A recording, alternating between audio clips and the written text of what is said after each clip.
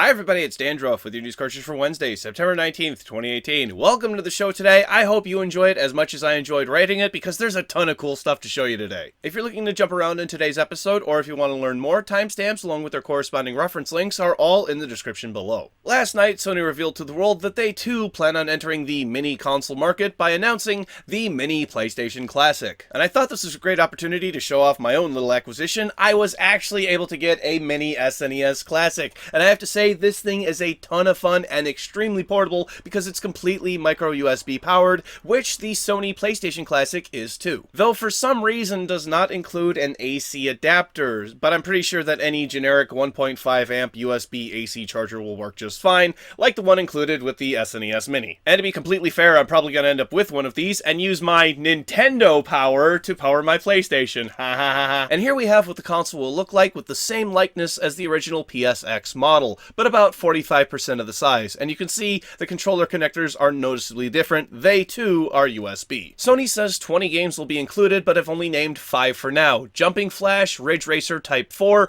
Wild Arms, Tekken 3, and Final Fantasy VII, so at least we know that there are some decent games on it already. One criticism I do have is these are the original PlayStation controllers and not the DualShock that we all know and love. However, that does give Sony room to release a PS1 classic with better controllers and more games at a later date. So now the most important part. The price. It will be $99 US, 99 euro, 89 British pounds, 129 Canadian dollars, or 9,980 yen, and for that price, they sure as hell could throw in an AC adapter. Finally, the PlayStation Mini will be hitting retail store shelves on December 3rd later this year, but they won't be able to stay there because you can guarantee that this is going to be a hot toy for the holiday season. It should be noted that pre-orders are currently underway, and because it's hardware, you do have my blessing. Only if, though, you were just going to buy it anyway, or you're happy with those 5 games announced. There's probably a couple of Ridge Racer fans out there that were sold as soon as they heard it. And thankfully, because it's not Nintendo, it's not currently sold out everywhere you look. What do you think of the mini PlayStation Classic, and what other games do you want to see on it? I want Armored Core. Let me know your thoughts down below. And believe it or not, we are not done with the tiny console news just yet, because Sega has finally made up their minds following Sony's announcement and decided to release their own Sega Mega Drive Mini, though the system was called the Genesis, and it would make more sense to call this the Genesis Classic, but I digress. We aren't going to spend nearly as much time on this one either because the details are not finalized, including the price, games, and availability, but we do know that it has been delayed until sometime 2019, and I will have to say this is a good thing because we don't need so many of these things releasing all at once. All things considered, they're fairly expensive for what they are. Just like the last one, let me know what games you want to see that are not Sonic on the Sega Mega Drive Mini. Moving on to release announcements, we have some more hardware news for you, as Microsoft is now offering a transparent green Duke controller for the Xbox One if the black one wasn't giving you enough early 2000s nostalgia. One last piece of hardware news for you, and it's just a rumor, that Sony has currently in development a VR headset that will detect nausea, and from the looks of it, there is some pretty sophisticated technology here. It will detect for things like pupil dilation, if your eyes cross or spread too far apart, your breathing and heart rate, your blood pressure, the oxygen levels in your blood. This is the kind of stuff that is scary and exciting at the same time. No idea if this is even going to make it to retail markets, but it's really cool that they're actively trying to fix these sorts of problems. We have one more rumor surrounding the PS4 because PUBG has been spotted on a Korean ratings board, meaning it could be hitting the platform by the end of the year. Then we have some more information on Red Dead Redemption 2, and it has been announced today an online mode, much like Grand Theft Auto Online,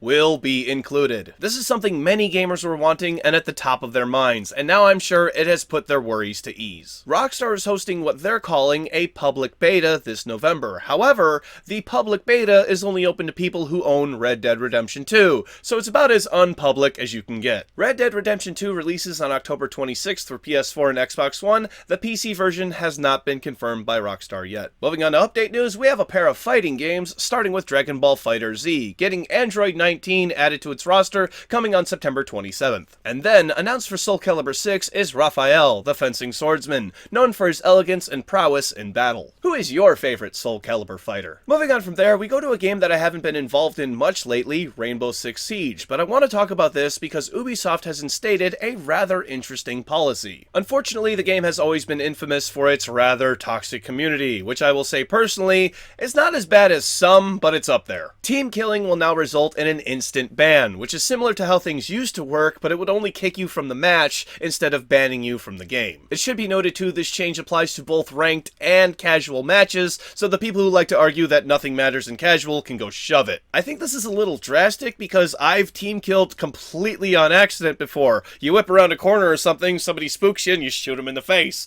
That being said, I think this comes down to get good scrub and learn how to not shoot your teammates for reasons other than not wanting to get banned. I'm going to try to keep a close watch on this one and see if it helps or hurts the Rainbow Six Siege community. Finally today, Nintendo has thrown the switch on the Nintendo Switch's online features, gating off most online interaction behind a paywall, including backing up your save data, and now only after the service has gone live do we know exactly what anything means. As it turns out, the online backups, arguably the most important part of the subscription, are not done automatically. That's right, Nintendo is going to make you do it manually every single time you want your data to be secure. Save data is not measured in gigabytes, it's usually a few dozen kilobytes or a couple of megabytes at most, and it would be no problem for the Switch to beam that data to Nintendo's servers every time you closed a game, but for some reason, Nintendo does not want to give their customers that option. We also now know that there is a way to share your digital purchases between Switches if you happen to live in a household that owns more than one. Just by linking the systems through Nintendo's website and designating a primary console, the game will pause on any secondary consoles if the main one starts playing that game. To be fair, that is pretty similar to how Valve's family share plan works, and it is really nice that we do have this option,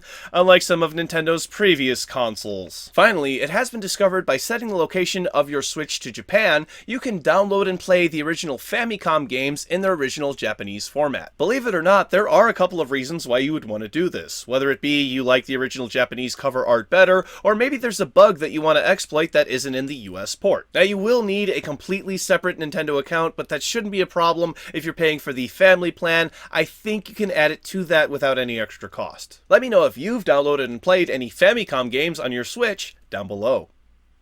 Go ahead and download any of these games. Once you pay for them, it's time for tomorrow's game releases. For PC, The Gardens Between, War of Conquest, Cube Escape Paradox, Siberian Dawn, Change, a homeless survival experience, Hyperspace Delivery Service, Pummel Party, Cubiverse, Star Control Origins, and Gene Rain.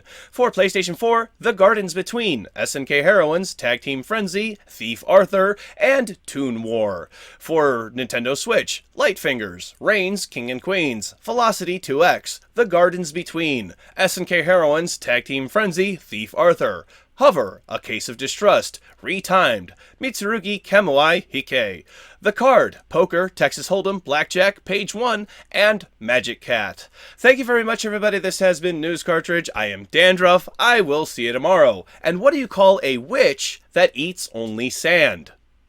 Malnourished.